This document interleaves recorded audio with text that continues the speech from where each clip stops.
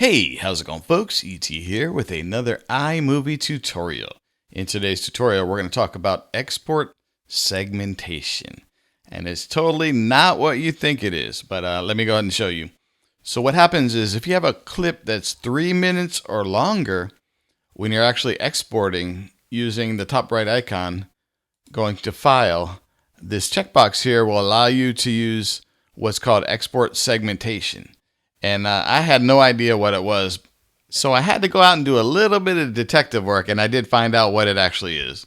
So for those of you who are on the newer M1 Max, M1 Ultra, M2, M3, etc., what's happening is any clip longer than 3 minutes, iMovie will actually send different segments to different media engines for simultaneous processing. And what does all this mumbo jumbo mean?